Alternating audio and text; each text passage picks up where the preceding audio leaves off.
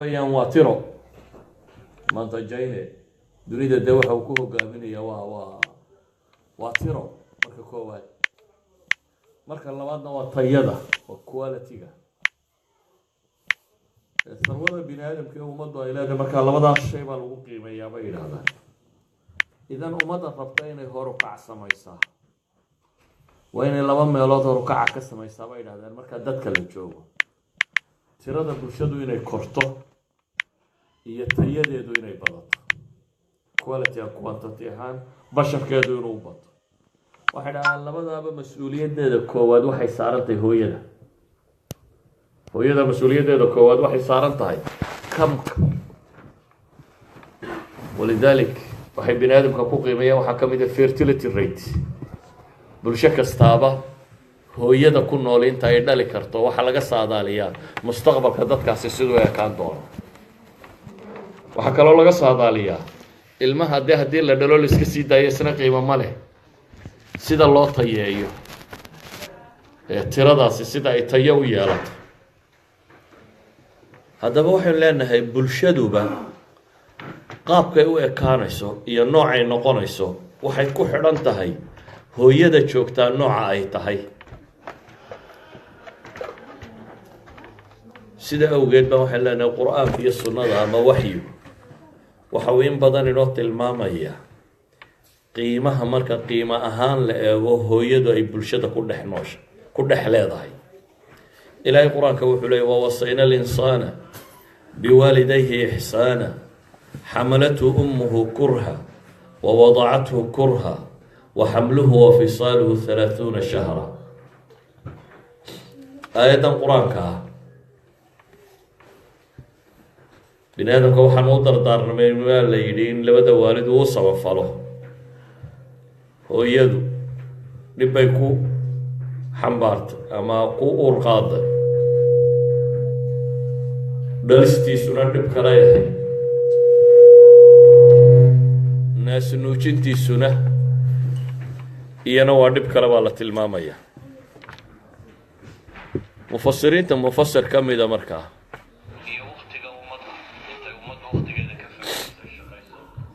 mufasiriinta markaa mufasir ka mid ah oo ibnu catiya la yidhaahdo ayaa wuxuu leeyahay aayadda tani waxay inoo tilmaamaysaa hooyada iyo aabbuhu qiimeynta ay bulshada ku dhex leeyihiin oo ah hooyadana 4 jeer bay aayaddu sheegtay buu leeyahay,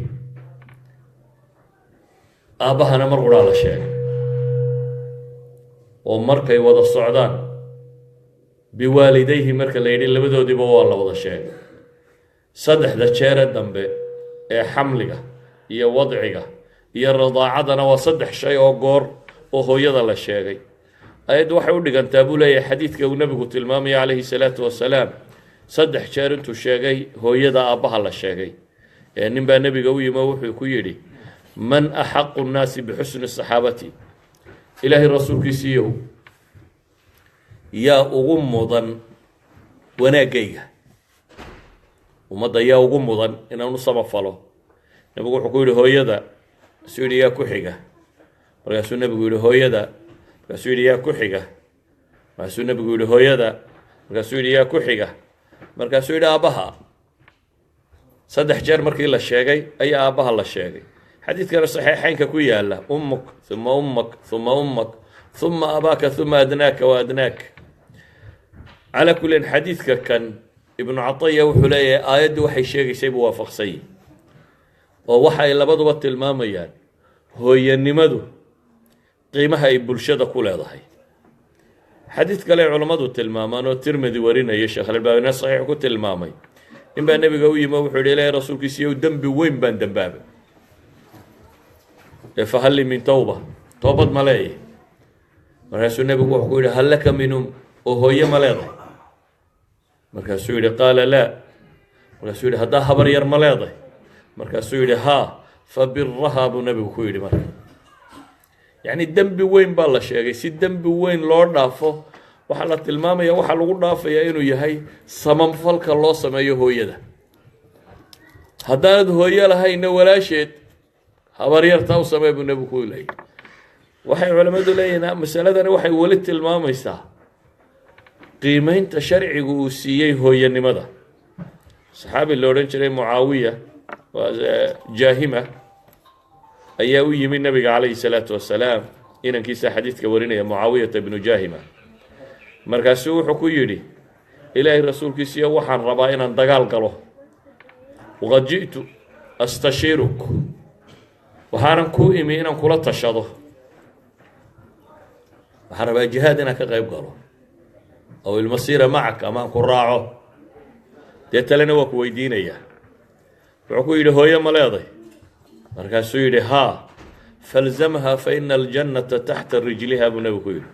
hooyadaa laazim, jannadu cagaheeda hoosteeday ku jirtaay.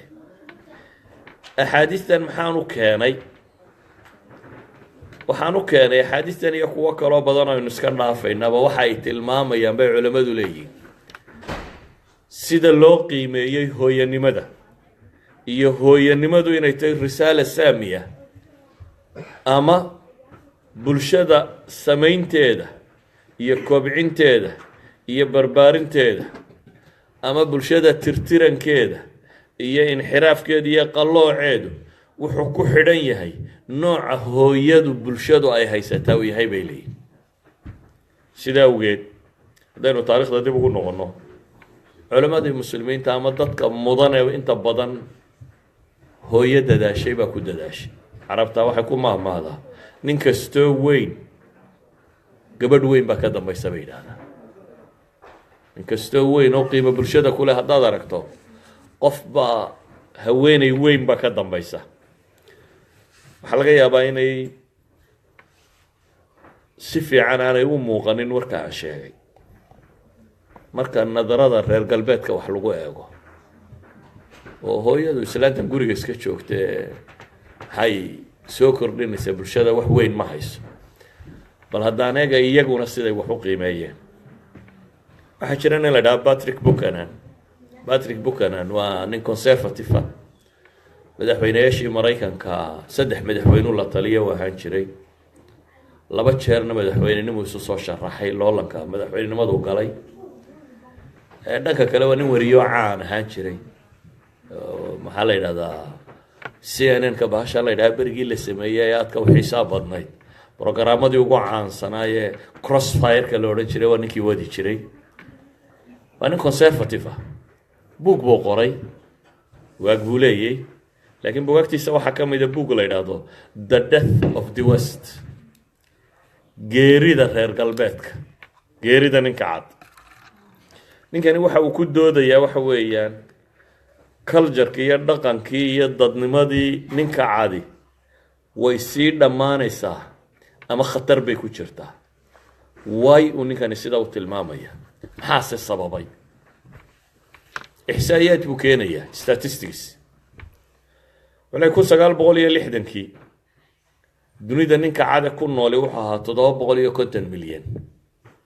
ama Yurub ha jooga, ama Maraykan ha deganaado, ama Australia ha deganaado, ama meeshii doonaya loo kala firdhiyo. ninka cad white man-ka la yidhaahdaa buu leeyahay dunida 1960kii wuxuu ahaa 750 milyan. waqtigaana dunida dadka ku nool oo dhami wuxuu ahaa buu leeyahay 3 bilyan. that means 4 qof ee dunida kor socdaba mid baa caddaan ahaa. tiro ayay ahaayeen. 2000 markay taariikhdu maraysay buu leeyahay populationka dunidu wuxuu marayaa 6 bilyan. ninka cadina weli waa 750 milyan buu leeyahay. waa 40 sannadood kadib. 40 sannadood kadib ninkii caddaa waa intiisii, duniduna waa maxay? way laabantay. that means waxa weeyaan halkay markii hore ka ahayd 4 qofba mid baa caddaan ah, hadda waxay maraysaa 8 qofba mid baa caddaan ah. intaa ku muddaynay wuxuu chapterada buuggiisa maalan waxaa ka mid ah chapterka koowaad endangered species buu leeyahay, yani alxayawaanaat almunqarida,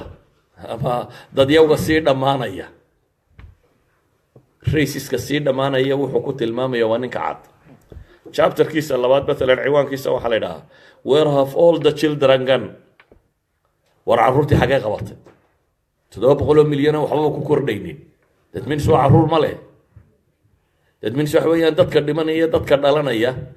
almost way way isleekaadeen waa zero growth 40 sannadood baan tira soo kordhin xaggee wax mareen isagu sidoo xisaabinaya wuxuu leeyahay 47 waddan ee Yurub ah Yurub ma 47 ma konton ba sida loo tiriyaa bay ku xidhanta مثلا تركيا كما يوروبا لو ترينيا مثلا لو ترين مايو جورجيا حاجه لو ترينيا خزخستان حاجه لو ترينيا سدا تيرada u tiriyaan wadanada badhna Asia xisaabsay badhna Yurubiyay xaga tirada lagu daraya isagu wuxuu leeyahay 47 wadan ee Yuruba ma ku jiro wadan jiri kara buu leeyahay mustaqbalka wadan jiri kara kuma jiro marka laga reebo buu yiri hal wadan kaasina buu yiri waa wadan aan culture-ka Yurub sidin wadanka qura uu leeyahay wuu jiri karaa isagu marka waa Albania baa rate 2.1 gaadha 2.1 waa maxay macnaheedu waxa weeyaan boqolka qoys that means waa 200 qof 100 nin iyo 100 dumar haddii la rabo bulshadaasi inay jirto waa inay dhashoodu 2.1 gaadha يعني بقول كقويس لما بقول يا طبعا قف وين يدلان سي غيري ده يدي مشهد يسول لك هذا أنا ودن كاسي ونقطة ودن سي شركة هدو انت كيرادو ودن كوما شركة ساداش يسوي حليه مثلا لما كون يا كونتون كمركه لقاعدو لما كون يا كونتون كمركه لقاعدو دونيدو waxay maraysaa buu leeyahay 9 bilyan ninka cadayna buu leeyahay 100 milyan ba ka sii go'aya 650 buu noqonaya halka bini'aadamka kale uu tiradu ka badanayso muxuu noqonayaa maxay tirada sii yaraanaysa wuxuu leeyahay taariikhda haddaan dib ugu noqono the black wixii loo oran jiray waa taacun madoobaadkii ka dhacay Yurub qarniga 14aad waxaan filayaa 350yadii ayaa xanuun ka dhacay daacuna Yurub dabeetana wadanada badhba 3 dalool ahaan dhintay wuxuu leeyahay waqtigaara ku dhaho buu yiri waligeed ninka cad waxa imka haystaa may soo marin buu yiri waayo waqtigaa buu yiri dadka dhimanaya uu sinna oo yar iyo weyn iyo mid walba waa la dhimanayay imka wuxuu leeyahay kuwa yarana soo dhalan maayaan kuwa waaweynana waa sii dhimanayaan idan dadkii ma korayo average growth-ka Yurub marka la isku celceliyo hadaynu 2.1 ba jiritaanku ku xidhan yahay isku celcelintoodu waa 1.4 buu leeyahay labadii boqolkii qoys labada boqol qof ka koobna Yurub marka la isku wada celceliyo ninka cad oo dhan wuxuu dhalayaa 140 that means jiil kasta 60 ba hoos u yaraanaysa wadanada qaar Talyaaniga oo kale isagu 1.25 iyo waxbu maraya oo magaalooyinka Talyaaniga qaybo ka mid ah la leeyahay dhowr sanadood magaalada carruurba ku dhalan taa macnaheedu waxa weeyaan waqti kooban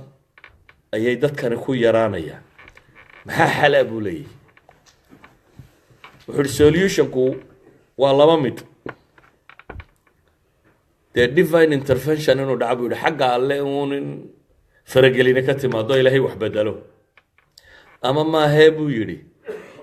hooyada cadaanka ah in lagu qanciyo ayaydeed intay dhali jirtay inay dhasho si kooban hadaynu tilmaamno waxaan leenahay wuxuu leeyahay waanu mararaynaa sababtu waa maxay hooyada dawrkeedii gabtay buu leeyahay hooyada cadaanka ah ayaa kaalinteedii gabtay oo waxaanay dhalaynin intii ayaydeed dhali jirtay ma dhalaysa buu yiri marka maxaa xal ah 3 dariiqo midun baa xal buu leeyahay 3 dariiqo hadii la rabo Yurub inay sii jirto koow in Yurub qaadato buu yiri ama ninka caadi inuu qaato 129 milyan oo refugee 129 milyan oo qaxoontiye inuu qaato si uu u ilaaliyo dhaqaalihiisa inuu halku hadda jooga ahaado oo dawladaha siinaanay hoos u dhicinay sidooda u jiraan man power kale inuu soo qaato kaasi waa mid ama buu yiri ma he si ay u jiraan tagaska in kor loo qaado cashuuraha in la kordhiyo benefits kala bixiyana in hoos loo dhigo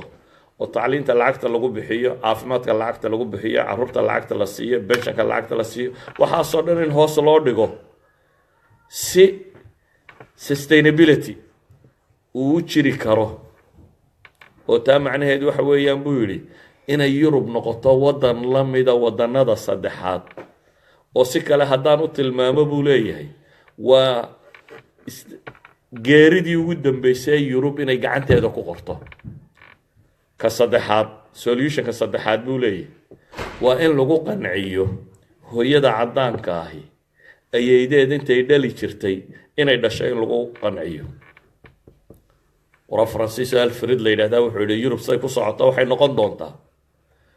waddanno gebgaboobay oo guryo gebgaboobay leh oo dad caqli gaboobayna degan yihiin buu yidhi waddanno gaboobay oo guryo gaboobay leh oo dad caqli gaboobay lihina ay degan yihiin marka lu su'aal isweydiiyo wuxuu odhanayaa can we stop ma joojin karnaa dhibtaasi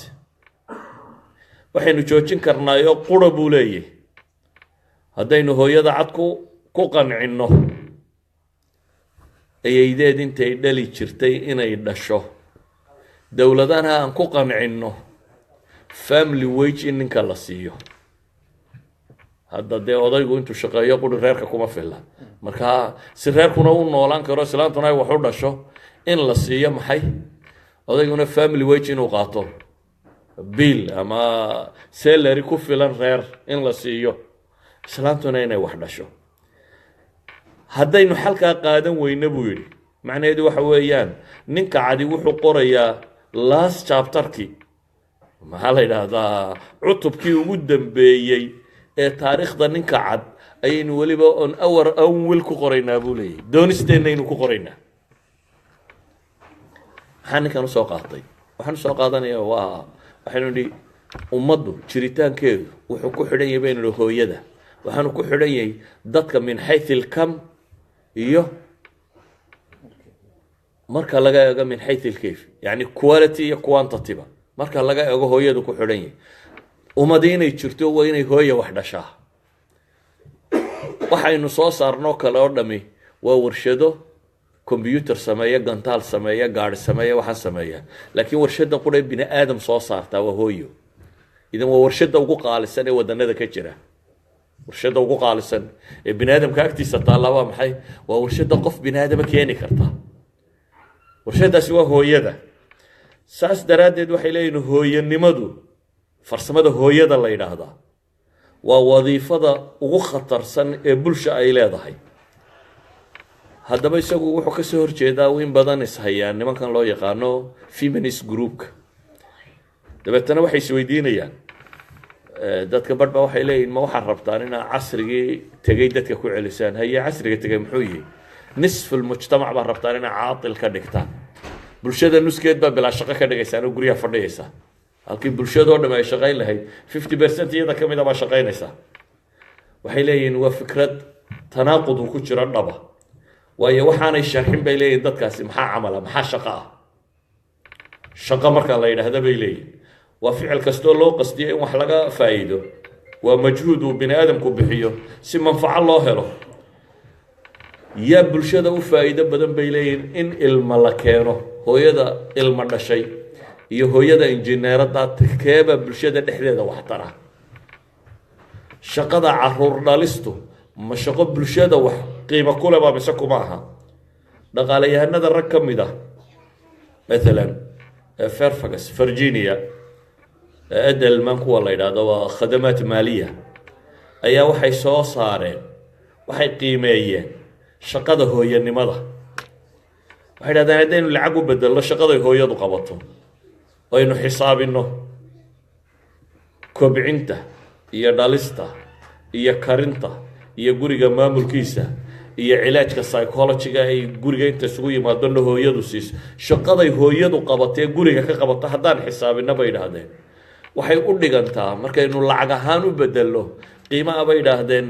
508,000 oo dollar bay u dhigantaa markaan ku qiimayna bay leeyihiin dhaqaalaha Maraykan inta mushaharka qofka la siiyo markaan ku qiimayno yacni wadaa'ifta shaqo ay hooyadu qabato idan waxay leeyihiin مثلا ninka maqaalka qoraya Rick Edelman la yiraahdo wuxuu leeyahay hooyadu shaqay qabataa ah buu leeyahay 24 saacadood 24/7 waxaanay qabataa buu leeyahay shaqo u dhiganta 7 wadiifo oo shaqooyinka caadiga la qabta ah. haweeney working mothers jaridada la yidhahdo muxararadka ahba iyana waxay ku qortoo tidhi xisaabta aad sheegtay marka loo eego shaqada hooyadu qabato waa xisaab aada u liidata bay leedahay. idan waxay leeyihiin qofka shaqaynaya maxaa u taqaanin qofka la yidhaahdo 508 kun buu sanadkii shaqeeya imse u dhigantaa tiine dee 6 ku dhufa ama 7 ku dhufa meelaha soo maaha waa almost maxay noqonaysaa 3 milyan iyo badh meelaha. qofka sanadkii gareeya 3 milyan iyo badh karawne shaqo muu qabtay mise muu qabanin. yani markii loo xisaabiyey shaqaday qabato loo bedelay xisaab ahaan waxay leeyihin intan bay gaadhaysaa. shaqo ma tahay. ninka loo dhaqaaliyahanada ka midaba wuxuu leeyahay waa shirkadka ingiriiska ee ta'miinka ah maxaa la yidhahdaa insurance-ka ah ayaa waxay xisaabiyeen 1 milyan oo dumar ah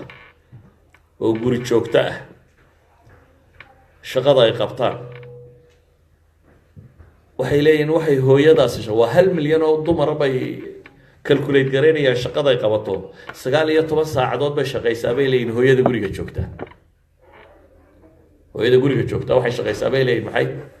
19 hours todobada u baxdaa 8 hours bay soo shaqaysaa. laakiin hooyada guriga joogta marka la eego bay leeyihiin waxay shaqaysaa 19 hours 19 saacadood waxay qabataa bay leeyihiin shaqo rabaayad ku saabsan oo mumarida nursing ku saabsan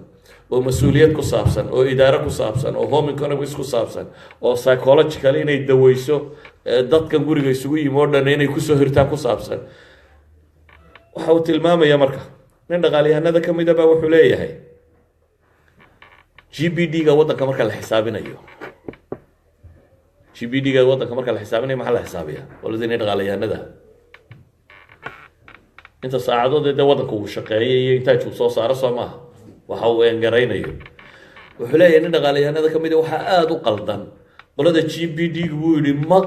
ma qoraan oo kuma daraan shaqada hooyooyinka guriga jooga wixii ay shaqo ummadda u hayeen caruurtii ay dhaleen ee koriyeen ee barbaariyeen 19 hourskay shaqaynaysay bay leeyihiin earningkeedii kumay darin GDP-ga waddanada. marka waxa qaldan bay leeyihiin sida loo xisaabiyo GDP-ga waddanka sida loo xisaabiyo baa qaldan bay leeyihiin waayo muqaalado weyn baa ku jirta bay tilmaamayaan. haddaba waxa isweydiinta leh ma hooyada intaasoo shaqo a qabata baad odhanaysaa waa caatilad hooyooyinka shaqeeyiya kuwaan shaqaynin labada hooyo tee shaqaysa markaa hooyada qofka dumar ee 8 saacadood soo shaqaysay iyo qofka dumar ee 20 saacadood guriga ka shaqaynaysa tee shaqaysay mise waxaan odhanayaa tani waa guri jooga ma shaqaysaad odhanaysaa laakiin tani way shaqaysaa waad odhanaysaa. idan waxaa qaldan bay leeyihiin sida aynu wax u xisaabinay ee marka la xisaabiyo haweeneyda guriga joogta shaqada ay qabato markaynu xisaabina bay leeyihiin آلاف من الدولارات بكسو كردية GDP-ga waddanka uu leeyahay. si kale haddaan u dhigo markaa waxay leenahay hooyanimadu waa shaqadaasi dhaqaaliyahanadu markay qiimeeyaan qaabka ay u arkeen.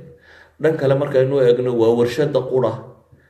ee taranta dadka soo saaraysa ama nooca bini aadamka dhalaysa waa warshada qura ee dadka haynaysa.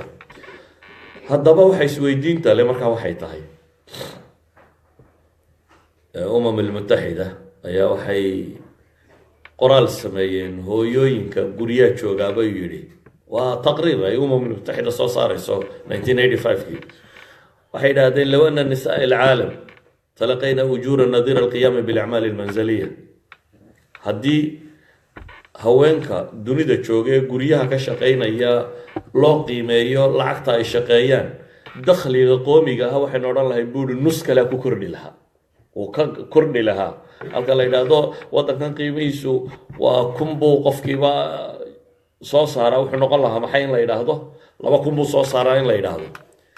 waxa taa ku filan buu leeyahay waa taqriirkii المتحدة haddii hooyooyinka dunida jooga ay idiraab sameeyaan buu yidhi idiraabka maxaa la yidhaha mudaharaad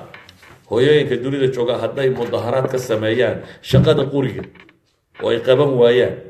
dunidoo dhan fawda camiri lahayd bay leeyihin, caruurtuna waddooyinkay daadsanaan lahayd, noloshoo dhammina way baabi'i lahayd. waxaa ku filan bay leeyihiin hooyadaasoo mudaharaada waxay samayn lahayd in waddankao dhan uu stagnant noqdo si kasta marka loo eego. wuxuu leeyahy caruur suuqa taalla iyo qashin guri kasta buuxiyey iyo dhar usagoo meel kasta yaalla iyo cunno aan la karinayn iyo yani waxay shaqo qaban jirto o dhan markay baylahda buu leeyahy waddanku ma jiri kareen. weedhahaasoo dhan waxaan usoo qaatay rabo weliba inaan warka kooba. hooyadu shaqada ay qabatay koowaad ee ah inay bini aadam dhasho oo koriso oo kobcisa waa aqla alwadiifa, waa warshada keliya ee bini aadam soo saarta. kan labaad, shaqada labaad ay qabataa ee aan tilmaamaynaa, hooyadu haddii ay aqoon leedahay oo shaqada ay qabanayso ay u tababaran tahay, waxay soo saartaa bulsho quality leh. hooyadu hadday aqoon yeelanin oo ay dhasho oo dabeetana uu iska baxo oo uu qualitygii la rabay uu noqon waayo, waxaa laga yaabaa isla inuu madax wareer kale waddankaba ku noqdo. maanta soomaalidu ama warka soomaaliga usoo noqdo, hooyadu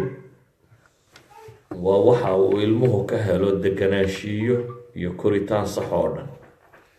gabadh la yidhaahdaa ana oo qortay kitaab la yidhahda atfaalun bilaa usar, gabadh reer galbeed ah,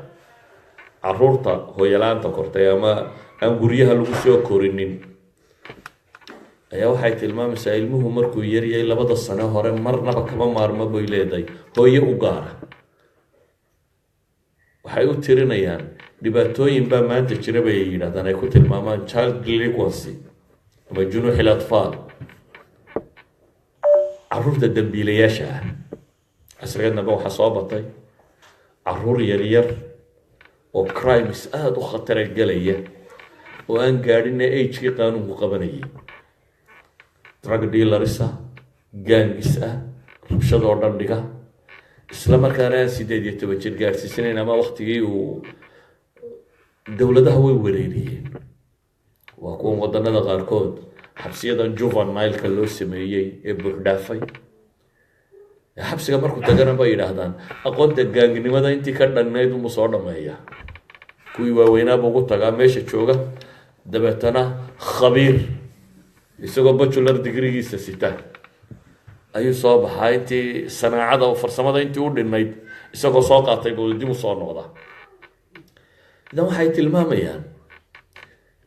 caruurtu, waxay dhahdaan marka la qiimeeyo dadyowgii meelaha caruurta lagu koriyaan hooyadu korin, masli taariikhdooda marka dib loo raaco mujrimiin bay noqdaan. dadka meelaha lagu koriyey ee aan hooyada gaarka ahayn. haddaba bay leeyihiin hooyada gaarka ah ilmaha waxay siisaa ama ilmuhu gurigu ku barta wax allaaliya waxa aynu u baahanay akhlaaq inay bulshadu hesho. hadday tahay iithaar ama iska horaysiin ama cadaalad ama naxariis iyo tacaatuf ama isku filaanshiyo ama walaalnimo ama mas-uuliya ama tadxiya iyo naftaada inaad ka horeyso, waxaasoo dhami bay leeyihin waa wax hooyadu ay ilmaha guriga kusoo barto markay caruurta koox yihiin. koox markay caruurtu tahay dhexdooda waa 5 qof ama 4 qof oo walaala ah. therefore dhexdooda waxay ku bartaan in la isu naxariisto, dhexdooda waxaa lagu baraa cadaaladda, in loo cadaalad sameeyo, dhexdooda waxay ku bartaan takaaful, in wax la istaro, dhexdooda waxay ku bartaan tadxiya, in la isu nafhuro, dhexdooda waxay leeyihiin akhlaaqiyaadka bulshadu u baahantoo dhami. wuxuu u baahan yahay qofku inuu guriga kala yimaado oo uu noqdo gurigu madraso kooban oo dad koobani degan yahay oo hooyo lexe jeclo ka qabta ay u gudbinayso. haddii taa la waayo oo hooyadu waa meesha ugu ilmuhu naxariis ka helo. walidalik nabiyullaahi maxamed calayhi salaatu wasalaam markuu rabay ilaahay naxariistiisa inuu dadka u tilmaamo, مثالك وقبطي وهو ينمو يعني نبي وحو تلمامي إلهي سوء مضى ونحرسته دبتنا قوب دقال يدو اللي تشوقه هو المهدي ويدي وأردسو عفوفتا باريسا ماشا لوهايو أيام ماشا سي حوغن وريرسان وأراداتي markii dambe ilmaheedii heshay dabeetana intay hafla tiri bay laabta ku dhajisay rasuul nabigu wuxuu saxaabadii ku yiri taas ma u malaynaysaa in ilmaheeda dab ku ridi lahayd taas yani ilmaha isa u daydaysay markay heshay laabta ku naftay inay dabka ku ridi lahayd ma u malaynaysaa markaasay dhahdeen may nabigu wuxuu ku yiri lallahu arhamu min hada biwa ilaahi ba uga naxariis badan taa ilmaheeda say ugu naxayso إلهي نحرست ومدى ونحرست أبا كبدا ونبغو تلمامه يعني سن نحرست إلهي الله تلمامه وحاو نبغو تصالكو به عليه الصلاة والسلام هو يدو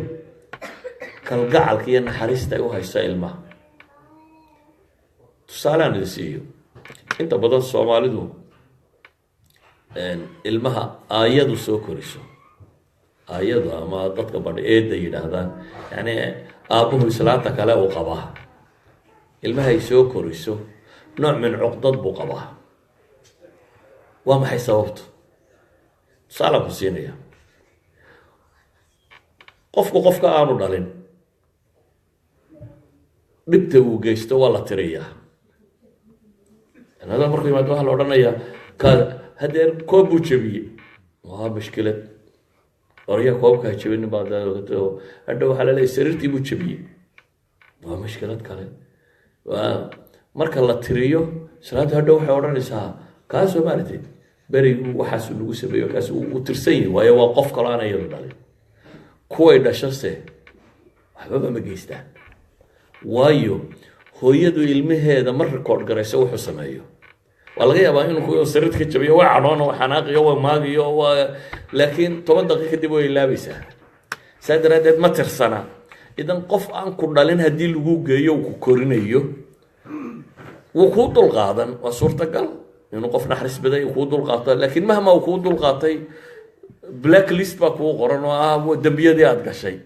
aadu caruur baatay caruurina ma rabshadayso maanta wax buu sameeyay barita wax buu sameeyay saada wax buu sameeyay wixii way tirsamayaan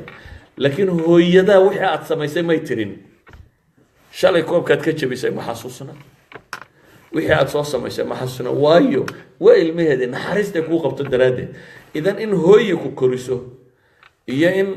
20 ciyaal inta la isku kiindaro mid hooyo idin wada noqoto ka nargaan ku soo koriyo waa laba kale fog waa laba naxariis ahaan aad u kala durugsan aan wax isku dhadhow ahayn idan hooyadu waa dhakhtar guriga jooga waa sakan waa meel ummadoo dhami ay ka hesho wanaageeda haddaba waxay leenahay hooyadu labada shaqo ay qabatay ugu waaweyn waa dhalistay bulshadan dhalaysay tiradooda badinayso ka labaadina waa maxay waa tarbiyeynta ay tarbiyeynayso inagu مثلا ka Soomaali ahaan Yurub way dhali waayeen dana Yurub baba dagaalkii labaad ee dunida tirada ay kaga bixeen wali ah qiyaas sidee ba markaa hoos uga sii dhacay sidee ba loo sameeyaa waa inay dad kala qaataan dadkan dibadda laga qaadanayo waxa kale hooyadan wax dhalaysa inaga dhibtayna haysataa waxay tahay waxayna warshada Yurub joogta ee dadka u dhasha ee aan haddana korsanin waynu dhalnaa waa tiro badinaa hooyo walba 5 6 7 8 baynu dhalnay waa warshadii wadankan ku ilaalinaysa 5 milyan oo ahaada kana joogta aan hoos uga dhicin laakiin markaad culture-kaaga iyo dhaqankaaga iyo diintaadii u gudbin kari weyday waa gaangan yara suuqa joogay wax wareeriye iyo dadka jeelashka buuxa iyo waxa ka bay soo baxeen iyana way khasaareen inana waa khasaareen oo dawladdu waxaan oo lacaga waxay ilmaha ugu bixinaysaa inuu noqdo qof mujtamac wax tara dawladdu lacagta uma bixinaysaa inay gaang soo kordhiso waxaan oo lacaga dawladdu waxay u bixinaysaa inuu qof kale noqdo maxay qof bulshada wax tara adna waxaad wax u dhalaysay maxay qof adna wax ku tara dadkana wax tara inuu noqdo laakiin labadiinaba uu idin ka lumaya marka ay noqoto inuu noqdo maxay inuu gaang noqdo ama waxa ka suuqa galaya noqdo idan hooyadu shaqada ugu adag bay haysaa oo ah tarbiyayntii iyo korintii iyo dhalistii hore labadaa shaqo hooyada qabata waa the best shaqadii ugu fiicnayd ee bulshadu u baahnayd cidda qabata saa ogeed bay waxay yidhaahdaan haddaad qof waxbarta nin haddaad waxbartana hal qof baad waxbartay bay yidhaahdaan haddaad qof dumara waxbartana jiil baad waxbartay bay yidhahdaan carabtu yacni fac dhan baad waxbartay waayo hooyadu waa warshadaasi dadka korinaysa ee samaynaysay waxaan rabaa inaan warka soo koobo oo warka odhanaya kaalinta hooyadu leedahay maxay tahay waxaan leenahay waxaan kusoo koobayaa waxa kaloo dhan markaas ka soo ilaabo waa kaalinta ugu khatarsan ee bulsha ay leedahay oo ah quantity-ga hooyada iyo mowqifkeedu ku xidhan yihin hadday hooyadu waxba dhali weydo ummaddu way tirtirmaysaa waa taa ninka cadi uu ka ashtakoonaya uu leeyay waa sii yaraanayna waa tirtirmaynaa waa kow hooyadu hadday jaahilad noqoto hadday wax dhasho laakiin ay waxba garan weydo ay jaahilad noqoto